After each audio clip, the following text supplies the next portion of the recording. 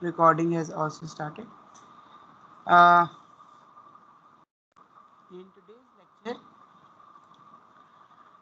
we will start from chapter 6, and this chapter deals with the effect of noise on analog communication systems, that is amplitude modulation systems and angle modulation systems, which were respectively frequency modulation and phase modulation systems.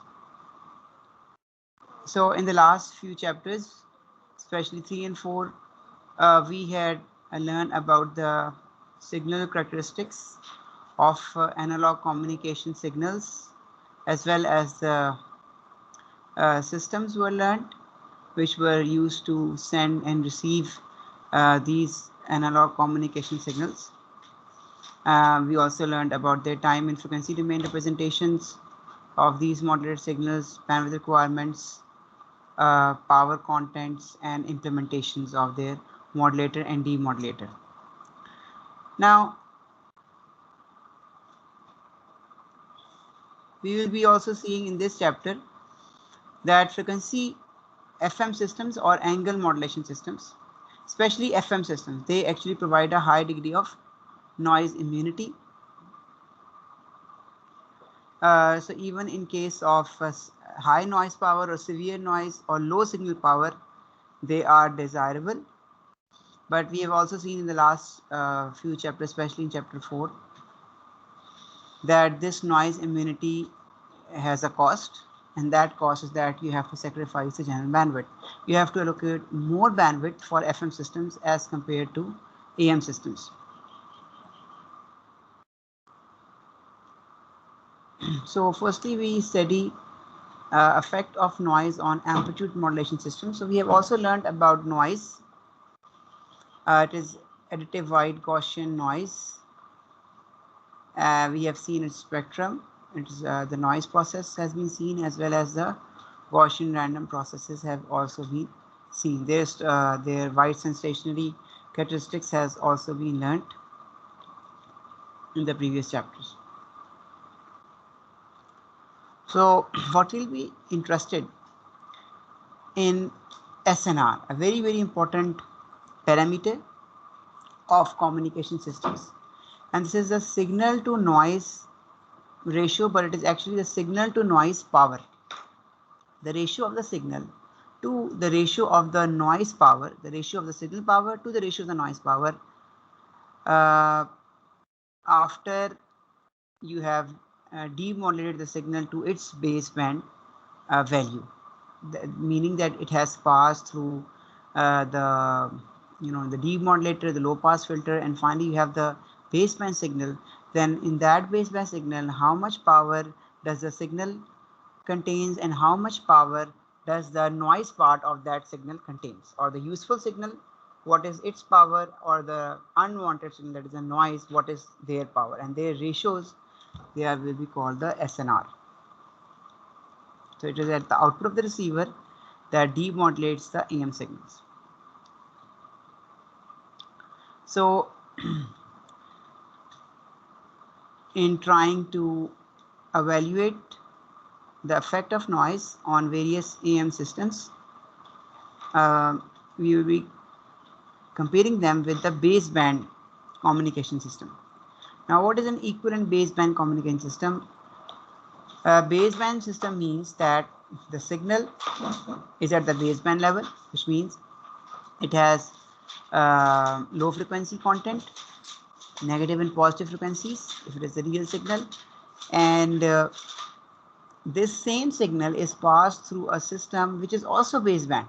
You don't have to modulate your signal frequencies at some higher frequencies to send it through a channel. You just keep it at the baseband level, and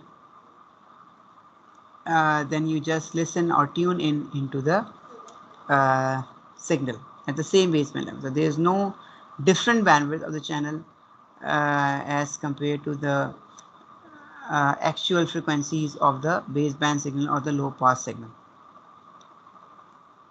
So here there is no carrier demodulation to be performed. Okay. Receiver, you can just see it is just an ideal low pass filter with a bandwidth of W. So whatever the signal is sent, it is just received. So whatever the content of the signal is, it is just directly received at the signal. But at this time, it will be the signal plus the noise, which will also come within the bandwidth of W.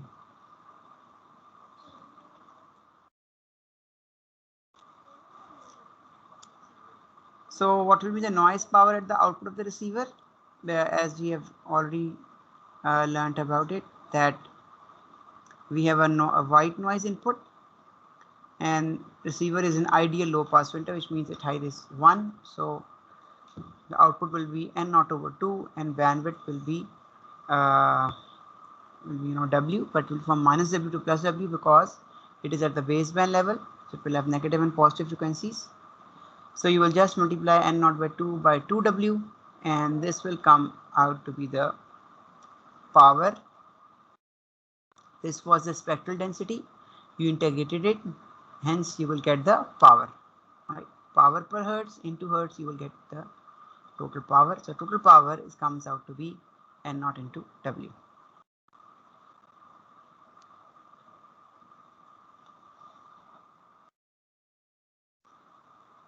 So if the received power, let us say, of the signal content of the received signal is PR, then the signal to noise ratio comes out to be PR over n naught W.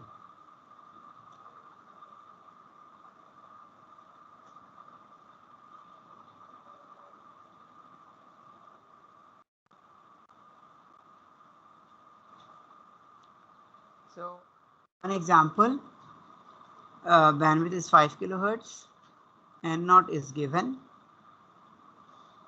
transmit power is 1 kilowatt, and channel attenuation is 10 to the power minus 12. So 1 kilowatt power multiplied by channel attenuation will give you the received power at the receiver, which is 10 to the power minus 9. And this is the signal power, n naught times W, because n naught W was the noise power. So W is 5000. Okay, and hence you will get 20. So 10 log of 20 comes out to be 13 dB. This means that the SNR for this system is 13 dB. I hope every one of you is understanding.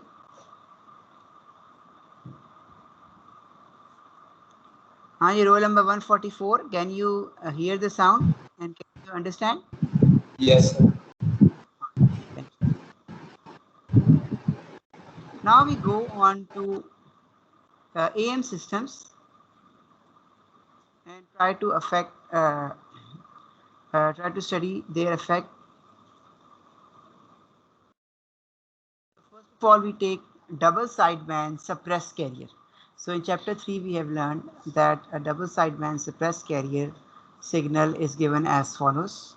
So the carrier is just multiplied and hence it is modulated by this modulating signal, which is the baseband signal or the low pass signal or the message signal empty. This is your DSB SC signal.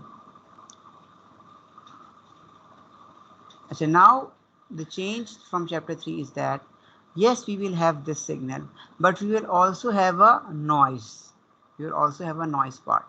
And we have learned in chapter 5 that noise, when you take noise at the pass band or at some band pass where you have some higher frequencies where the signal is existing. For example, when you will be modulating your AM signal, so it will have its spectrum around FC. All right. So the noise will be around that high frequency signal, and you can represent that noise. That is a band pass noise around higher frequency FC and minus FC. And we have learned that you can represent this band pass noise as sum of low pass noises times the cosine and the sine carrier, where cosine was the in phase and the sine was the quadrature component. So you could see here, we have seen this also previously in the last chapter when we were studying noise.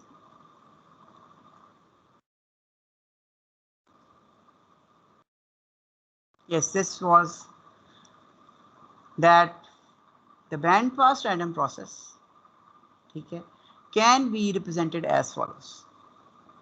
This will be the in phase and this will be the quadrature. This is along the cos while this is along the sine.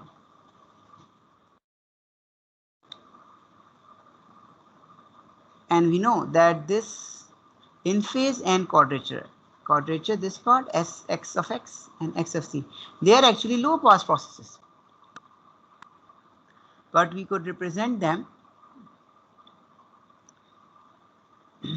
or we could represent the band pass process as sum of these low pass processes times their cosines and sines respectively.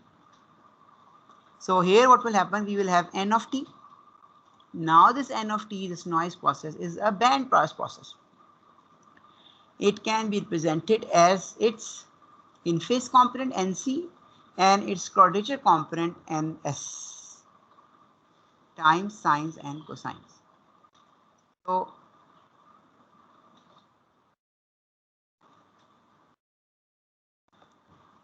the received signal will be the signal, the DSB plus noise. And what is noise? Noise is the low pass in phase times the cosine minus the low pass, or you can say the quadrature or the low pass quadrature component times the sine. Alright, this is the received signal. Now how we will demodulate? We know the process that if you want to demodulate, say synchronously. So what you do? You will generate a local carrier cos of 2 pi fct plus phi, where phi will be the phase shift with respect to the carrier in the receive signal. You will take the product, and we have seen that the product has to be passed through a low pass filter of W bandwidth. So this is the multiplication. So you will multiply this DSB SC signal with this locally generated carrier signal, and similarly the noise will be multiplied by this.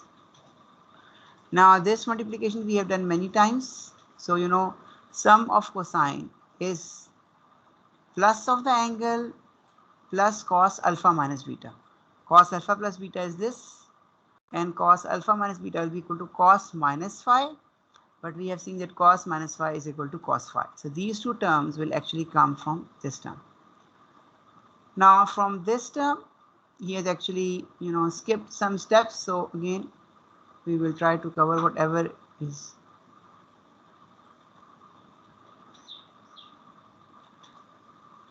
So this is the noise signal multiplied with this the carrier. I know the noise is written as follows, multiplying with carrier.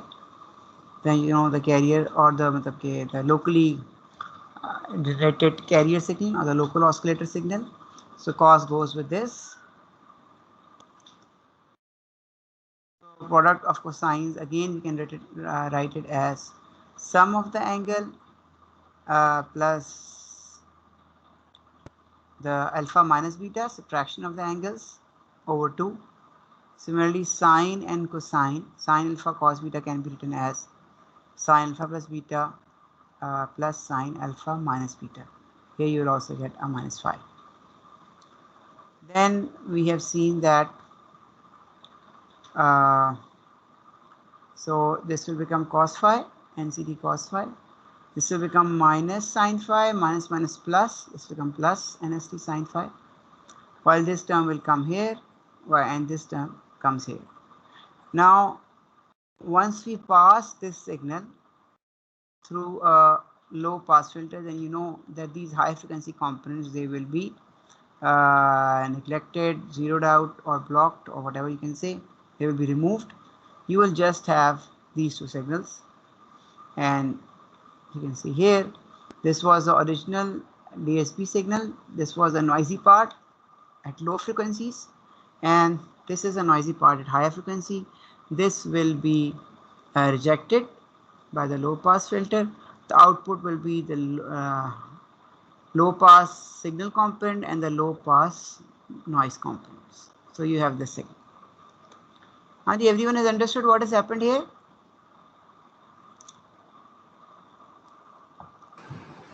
Yes, sir. So, uh, yes, everyone has understood. Adi, roll Yes, number sir. 144. Okay, thank you. So, Yes, sir. all right, thank you.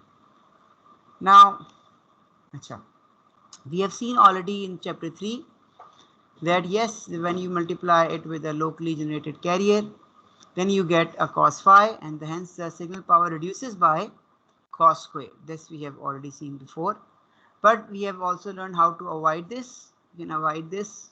One way is to use a phase lock loop, where this phi will become 0. The signal will be exactly aligned. The oscillator signal will be exactly aligned with the phase of the receive carrier signal, or with the phase of the carrier in the received signal. In that case, phi will be 0. Once phi is 0, so we are assuming that it is phase lock loop is employed, phi is 0, and our modulator is, that is what is called a coherent or a synchronized demodulator.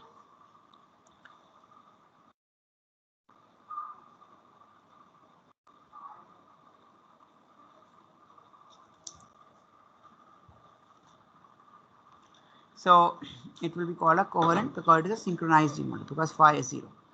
Now, if we say that we have a coherent demodulator, phi is 0, in that case you can see sine 0 becomes 0. You only have these two components, and cos 0 is 1 and cos 0 is 1, so you will get this as the output. This is the output at your receiver. So it has a signal part while it also has a noisy part.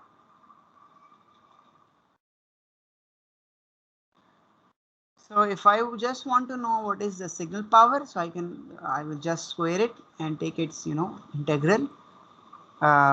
We have seen how to find the power of a signal.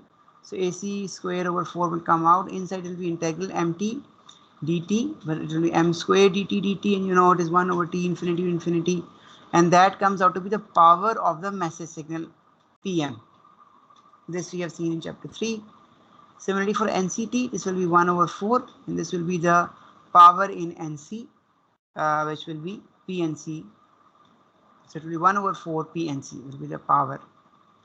So we have already seen that the power in the low pass in phase is equal to the power in the low pass quadrature phase, and it is equal, both of them are equal to one another, as well as both of them are also equal to the total power present in the pass band signal.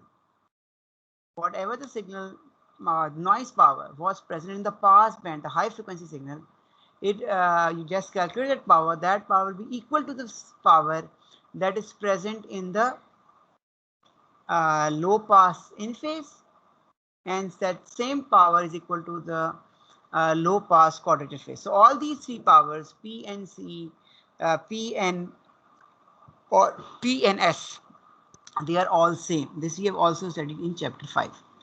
All right. So you can also write it as Pn.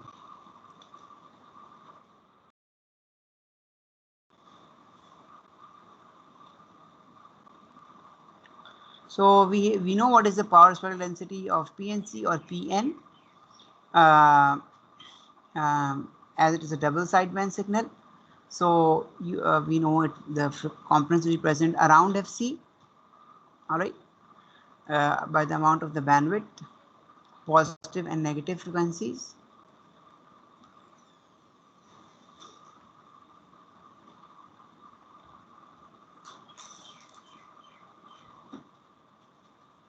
So we will have n0 by 2, and we find its power. So n0 by 2 is the height of the noise in the band pass process, and the width is 4W, because 2W is present for positive frequencies in double sideband and 2W is present for negative frequencies. So total width will be 4W and the height is N0 by 2. So this will be the total power.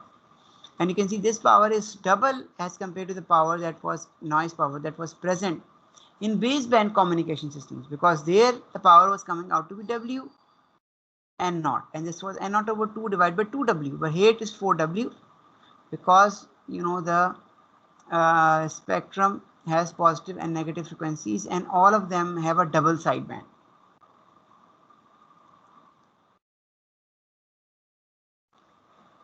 So now we can find the signal to noise ratio at the output of the receiver. This will be the receive signal power. This will be the noise power, and we have seen this is the noise power 2W and not, and signal power we have just seen, that will be AC over 4 PM, and noise power will be 1 over 4 PN, so 1 over 4 2W and not, so 1 over 4 2W and not, and that is AC square 4 PM.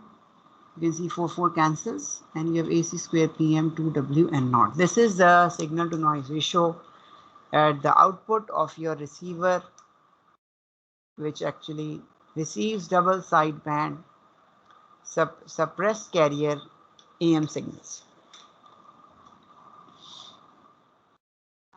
We know that the received signal at the input of the receiver, the received signal at the input of the receiver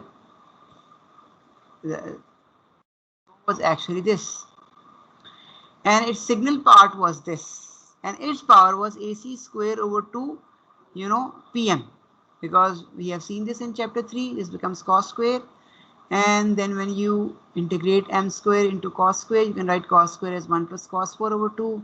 So cos 4 goes away with mt, so you just get m square t half is AC square over 2, and under integral m square dt m square actually becomes PM. So its signal is AC square over 2 PM. This is a signal that is present at the input of the receiver, not at the output.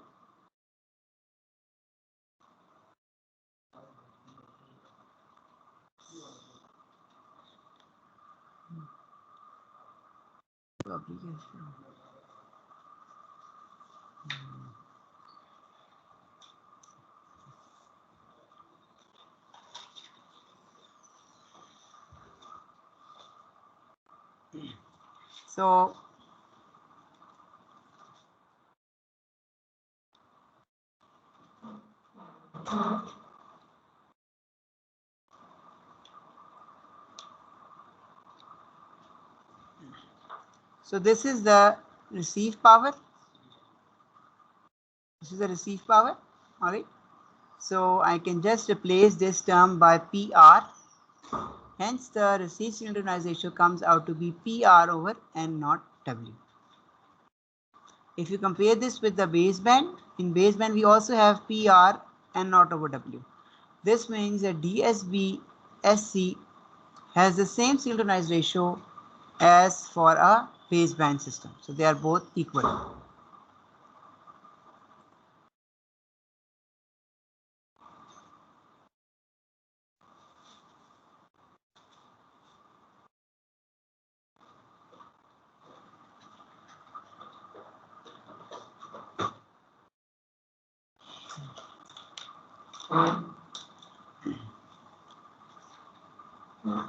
As now we see effect of noise on single sideband AM signal. Now what is single sideband AM signal? We have again learned this in chapter 3, that it could be an upper sideband and a lower sideband signal.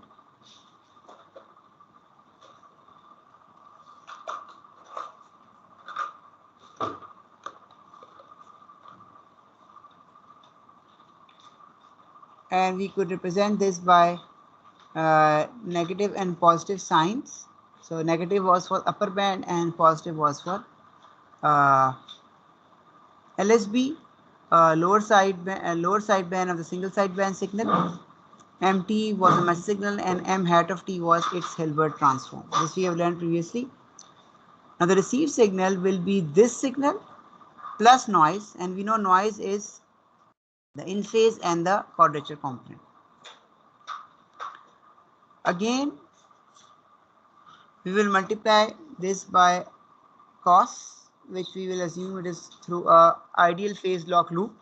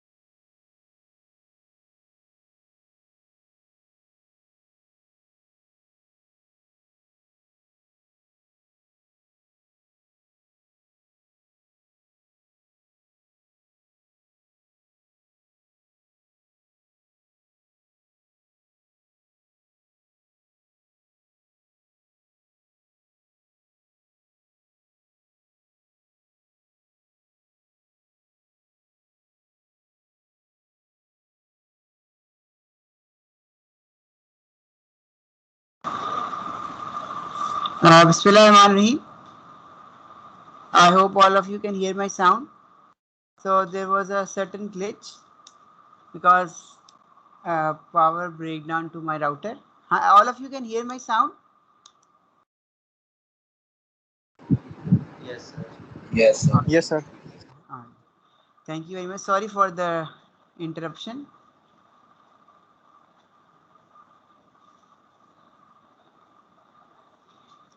All right. So we were trying to understand effect of noise on single sideband. So now in single sideband we have this signal as well. Now we will have noise. All right. So total signal will come out to be this thing.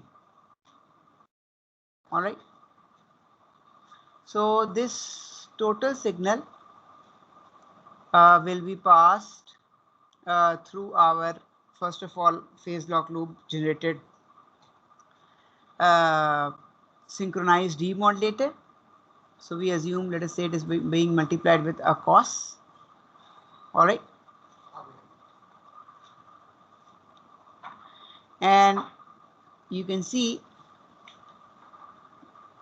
uh, as you have seen earlier,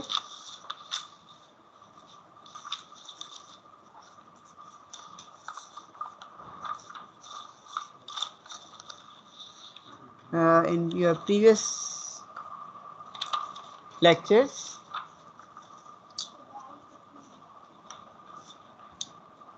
that if you demodulate this signal with a locally generated oscillator, then you get AC mt over 2 cos phi and AC m hat t with sin phi. But if phi is 0, then you can see that if this m hat t component goes away and you just get AC mt over 2 cos phi. Phi 0 gives us AC over 2 mt. Every one of you remember how do we get this signal part? Assuming that you have only this signal and you multiply this with cos, you will get this part AC over 2 into mt. If you do not remember, then I have to go into the previous lectures and then I can show you. Does everyone remember how do we get this part? If we just send this signal, multiply it with the cos, all right. So you can see this will be cos, and you will get alpha plus beta, alpha minus beta. Alpha plus beta will be deleted with the low pass filter. Alpha minus beta will come out. Here again you will have sine cos, that will give you sine alpha plus beta, sine alpha minus beta. Again sine alpha plus beta will be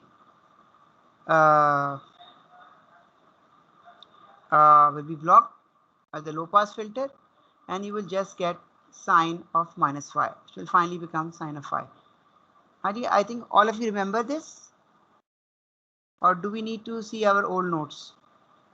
144. Do you remember from chapter 3? Yes, sir. Demodulation. G? Yes, sir. All right, fine, thank you. So you can just see your old notes there. All right, so you will just get this part, provided you are just sending the message signal. But now we know you have the message signal as well as the noise signal. But we have already seen that if you have the noise signal, you pass it through a demodulator, you just get half of NCT, as we have just seen here. Half of NCT, because the demodulation of the noisy part is the same as it is in the double sideband suppressed carrier. Same thing will happen with the single sideband, because noise is noise. All right. Yes, this noise is a little bit different, but still it is a noise. We are just taking it as NCT.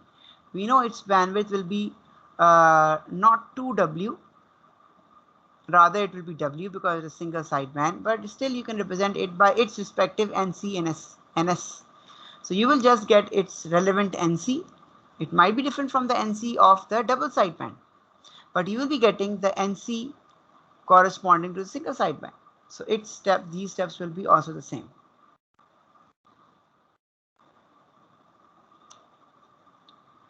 So you have this signal. Now you can find its signal power, which will be AC square M square over 4. And then this will be again equal to 1 over 4. NC is equal to Pn, as we have already seen before.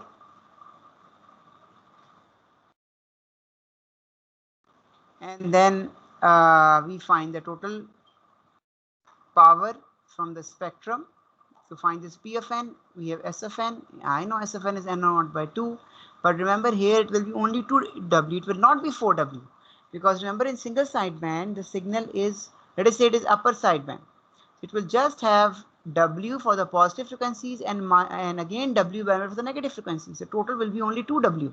Previously it was 4W, because you were getting 2W for the positive frequencies and you were getting 2W for the negative frequencies. That is why it was 4W, but now it will be 2W. So it comes out to be this thing, and this is Pn. 1 over 4 Pn will be 1 over 4 Wn0, And this is again 1 over 4 AC square PM, 1 over 4 cancels, and you will get this factor as your signal to noise ratio at the output of a synchronous demodulator for a single sideband signal.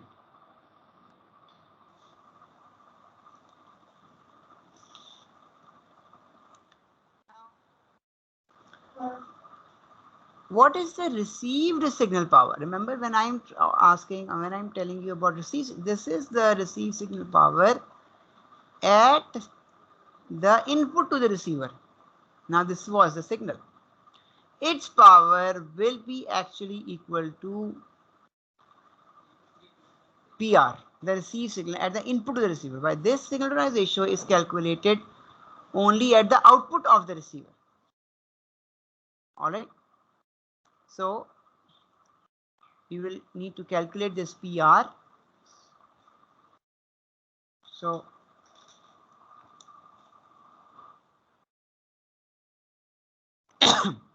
now you can see this was my single sideband. This is upper because this is negative sign. Okay. And this is my single sideband signal.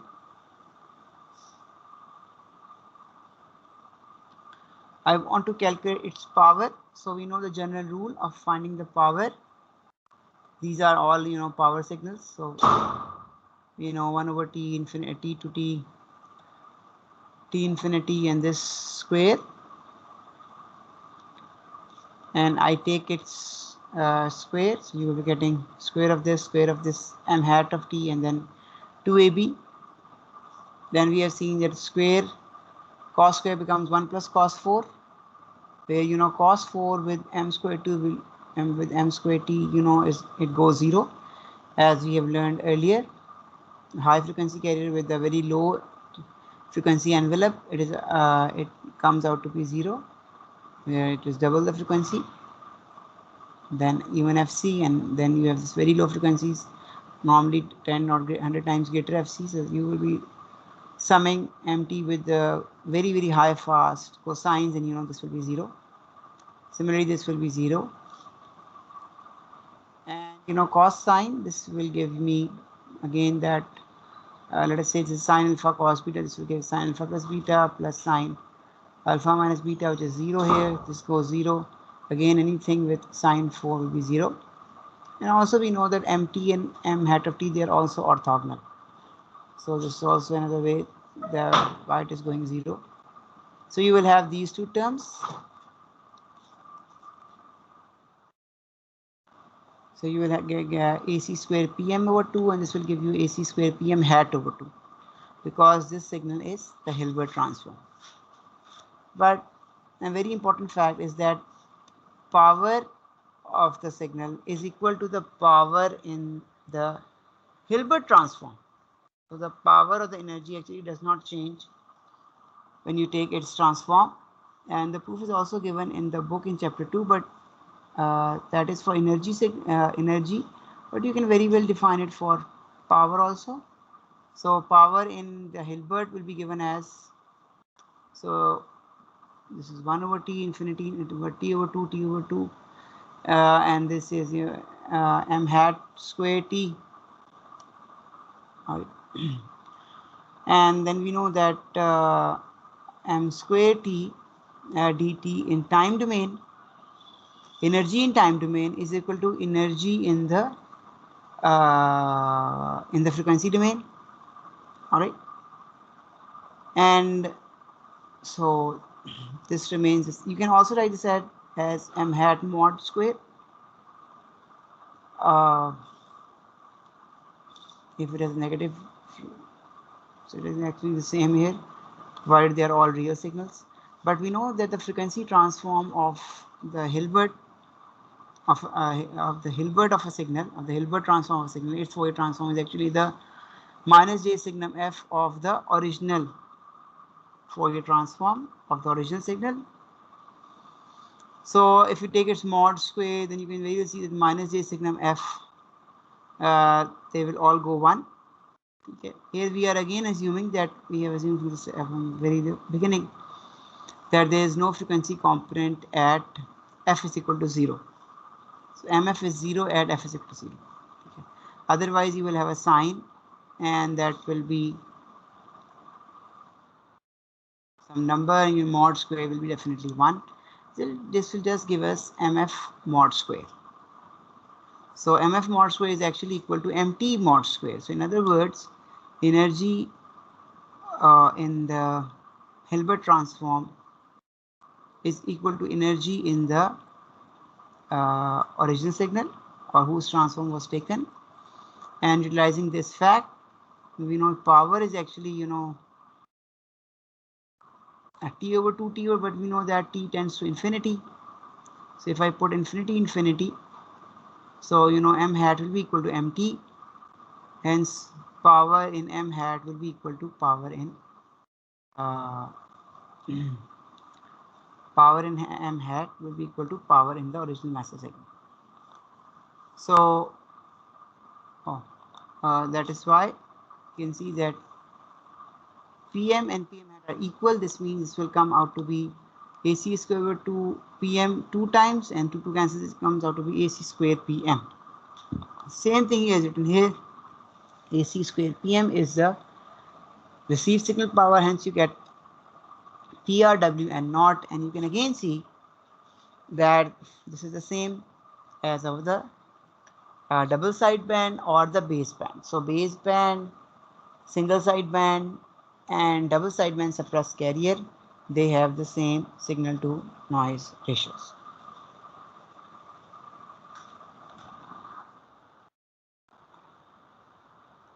Now we see the effect of noise on conventional AM signals. So conventional, that is used in radio broadcast, where we have seen that MT is first of all normalized, and then again it is multiplied by A, which is less than 1, and hence we are that show that this value will be less than plus n minus 1. All right, so this was a signal that was sent. The signal that will be received will be so yes, it is better that you write mn here. It is also better you write mn here, so meaning that is a normalized signal.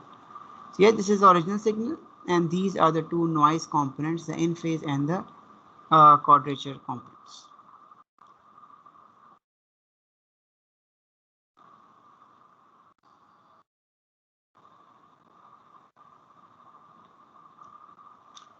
So again, let us say we apply a synchronous demodulator, let us say with the help of a phase lock loop. The output of the signal part will be, this thing, half of AC. Instead of MT, you have just 1 plus AMNT. So everything will remain the same. It will be half of AC 1 plus AMNT. You can also do it at home with your own mathematical procedures, but you can very well see you will get this result. Noise will be again the same. You will get half NCT. So you can see here, you are getting all these things as we have learned earlier. So you can use, a capacitor or a transformer to block the DC part, and finally you will get half AC AMNT plus NCT. This is the output of your low pass, and as well as the DC block, this will be a signal.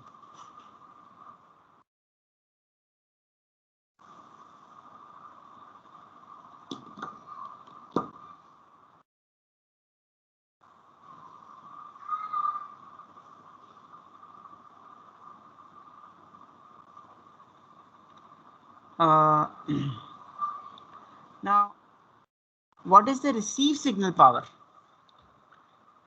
The receive signal power will be the signal power at the input to the receiver. Now we have seen at the input of the receiver, the signal was this, and we have calculated its power in chapter 3. If you could remember, this comes out to be AC square, again 1 plus cos 4. So cos 4 goes away, and you have a half, and then you just have 1 plus this is whole square, all 1 plus a square m square, and then you have 2 AMT, but 2 AMT with cos phi, that is also 0 because the linear signal is 0. and then you have this m square left and m square, with cos 2 pi 0, then but m square with half will be there here. So again this one will also be present. So you could see in previous notes in chapter 3 it's also present.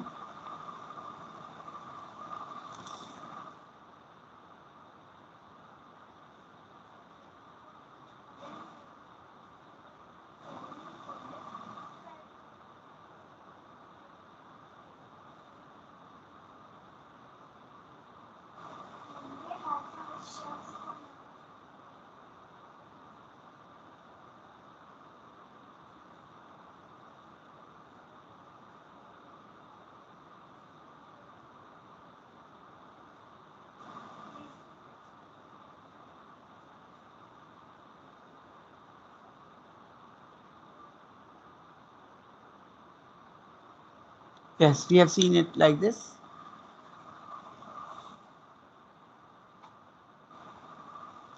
Power for the conventional AM signal.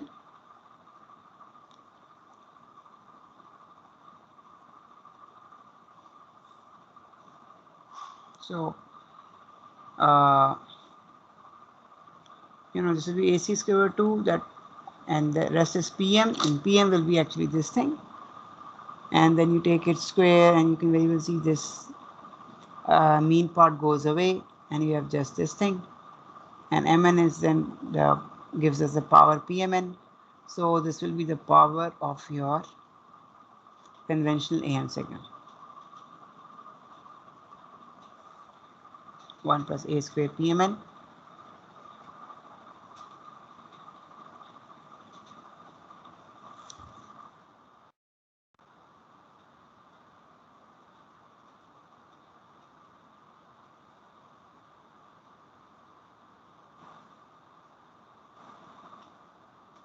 So it will be 1 plus A square Pmn times AC square 2. And is everyone understanding how do we get this term?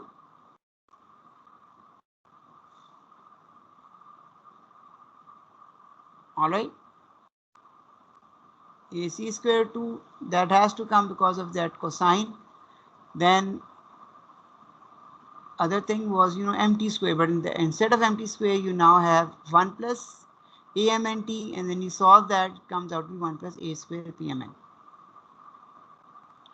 So this is the receive signal at the input, receive signal power at the input to the receiver. Now let us calculate the signal transmission at the output of the receiver. So at the output of the receiver we have AC square over 4 a square pmn,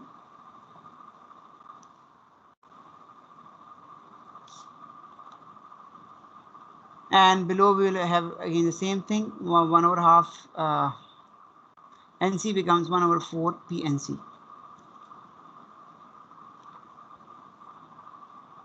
So 1 over 4 cancels, and PNC will be equal to, remember this will be N naught over 2 times 4W. That is why it comes out to be 2 into N naught W. So I multiply and divide by 1 plus A square PMN so that I could write it in terms of the received signal at the input to the receiver. So I know this term is PR now. And this PR over N naught W, this is the signal to noise ratio of the baseband level times this ratio, this will be called the efficiency over NV.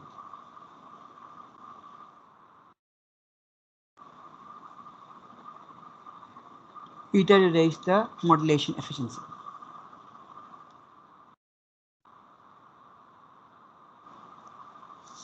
Now you can very well see that A square PMN will be less than 1 plus A square PMN, and then you know that A is mostly in the range from 0.8 to 0.8,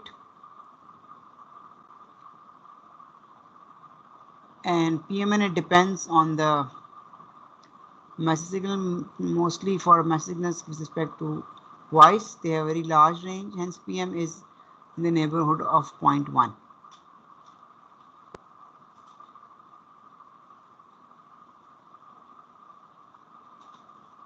So overall loss in SNR will be again a square PMN 1 plus a square PMN, and if you calculate this with respect to 0.9a and respect to PMN value of 0.1, it comes out to be 0.05, and it's 10 log into the base 10 comes out to be approximately minus 11 dB. So there's a loss of 11 dB. And why was this loss? This loss is there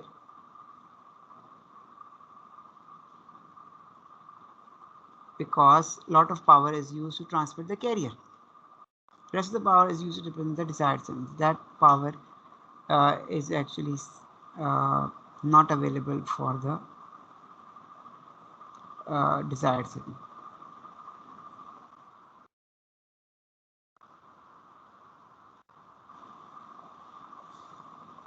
So this was for synchronous demodulation of conventional AM signals. But we also know that in conventional AM signals, we don't use synchronous demodulation to make our radio sets cheaper. We use envelope detection. So how can we solve this with an envelope detector? Well, you know what is a non-linear structure? You use a diode and then you follow the envelope, so it becomes difficult. So we apply some approximations to understand this problem.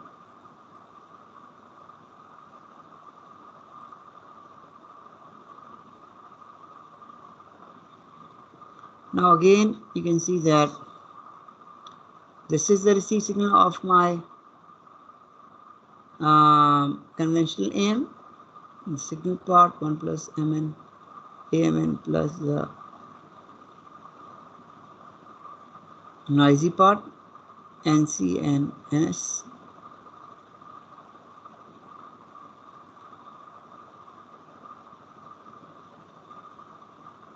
Now what will be the envelope? Envelope will be whatever is with cos and whatever is sine. It will be square under root components along the orthogonal vectors.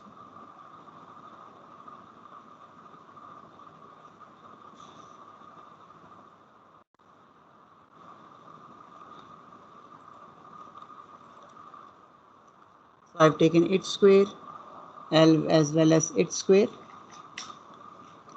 the in phase as well as the quadrature. But in phase will have signal post noise, while the quadrature will have just noise.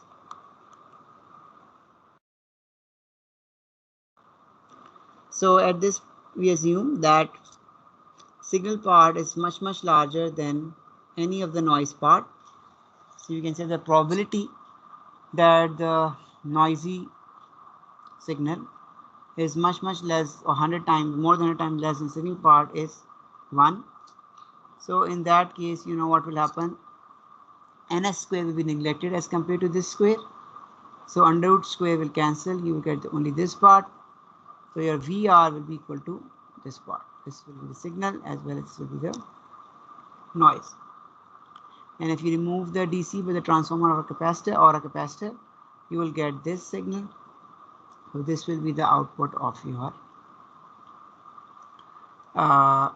synchronous. This will be the output of your envelope detector. Now if you compare this with the output as the synchronous demodulator,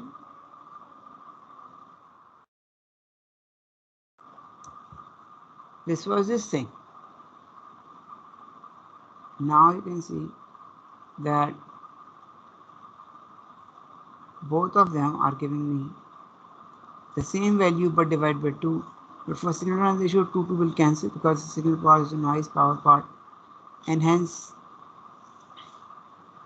you are getting the same performance as the performance of a synchronous demodulator with a conventional AM signal.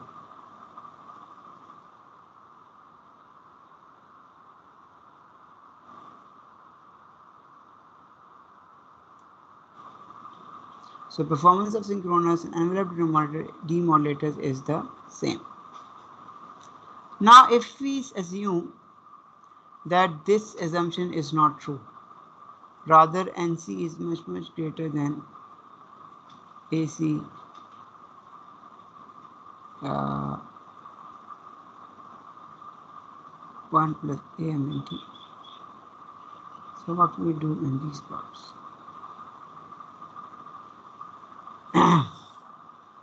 So now if let us say the noise power is much stronger than signal power, again the envelope is the same, but we cannot neglect NFS because NFS density is greater than the signal part. So we open its square, this be A square plus B square 2AB into this NS square, and I take this common, NC square and square is common. So you know this term becomes 1. This 2AC NT A1 plus AM and T will be divided by this NC square plus NS square, while this term will be also divided by N square plus NS square. Now division of this with this will give us a neglected or neglecting term which we can neglect. Why can we neglect this term? Because AC square over NC square and NC and S are both much greater than this term. So this term over their squares NC square and N square will definitely going towards 0. So you will get these two, out of these three terms you will be getting 1 and 2 terms. So you can see this is a noise envelope VNT, it can be taken as under root, comes out, and its under root can be approximated as 1 plus whatever this thing is.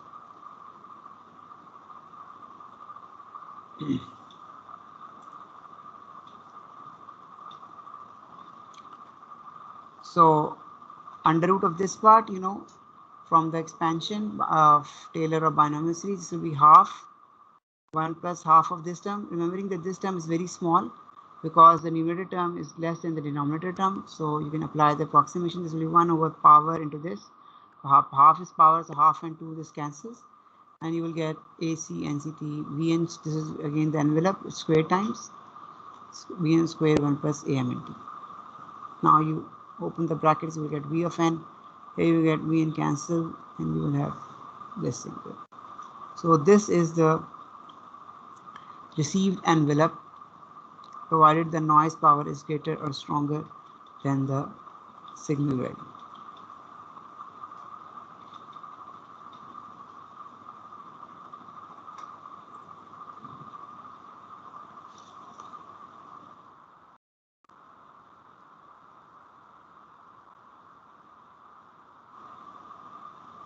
So this approximation you can see was used here from here to here and this way.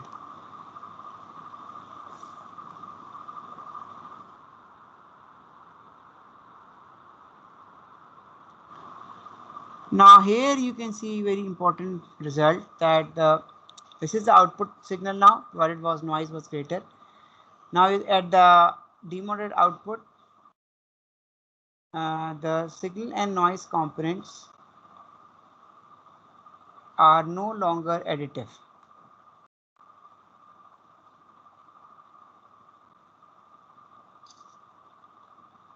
And yes,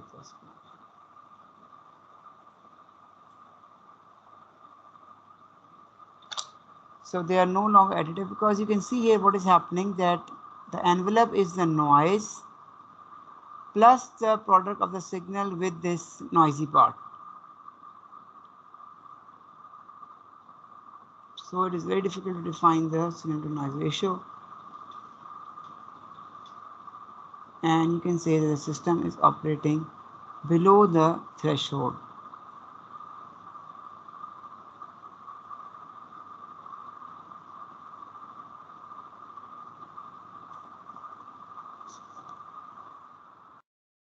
So this threshold will be also studied in more detail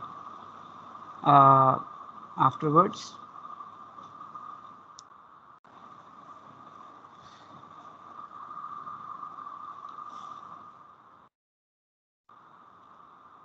So another example is here. So it is a Whiteson stationary process, and this is its autocorrelation. And I know that you can find its Fourier, so you will get the power spectral density.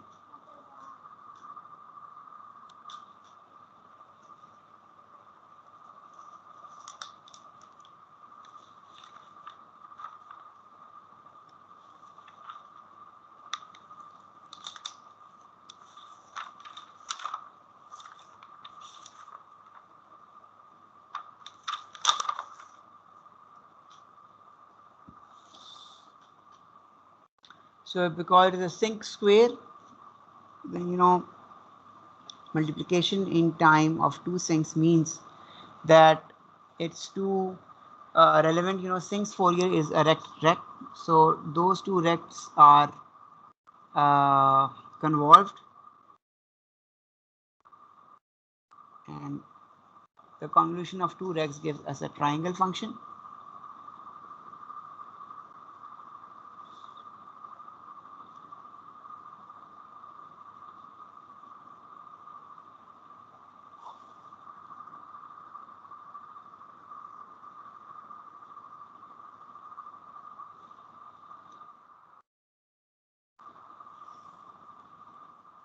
So this is what he has written. All right. So once you have this knowledge, then you can very well find its power.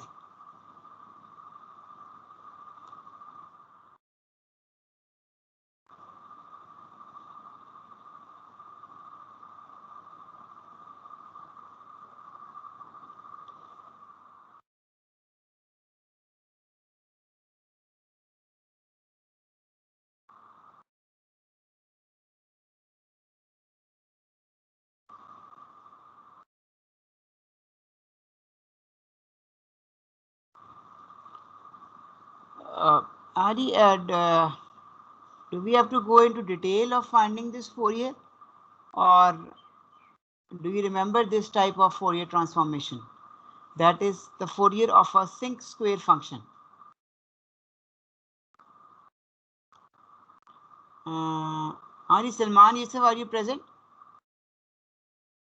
Salman ji Jameel. Sir अरे ये आप लोगों ने किया है sinc square का Fourier?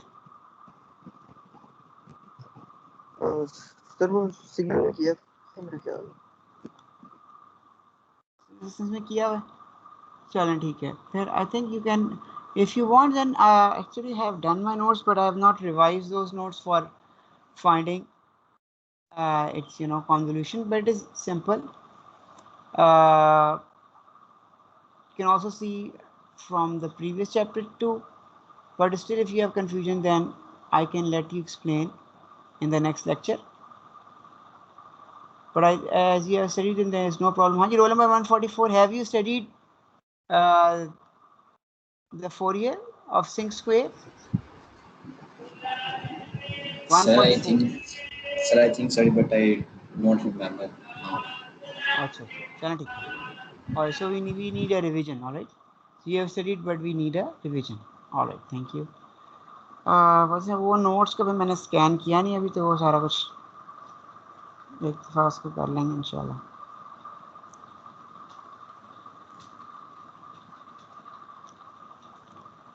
So let us just assume, for sake of simplicity at this point, that its Fourier is as follows.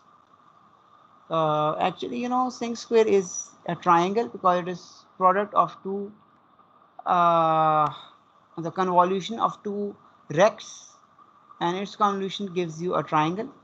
All right, same thing that was happening in अगर देखें ना ये सिर्फ सिंक होता तो you will have got a rect f over this thing. So again you are just getting a triangle instead of a rect f over this thing. And again you would have, if this was just a sink, you will have rect f over tau, and because it is being multiplied, so you would have been dividing it both in the frequency domain as well as the amplitude. Because this is A of t, this will be f over a, this will also be amplitude divided by a mod. So 10,000 will come here. So actually everything is same, only instead of a rect you have a triangle. Okay, so why do we get that exact triangle? That I can explain in the next lecture, or you can see your previous notes of your previous course signals and systems.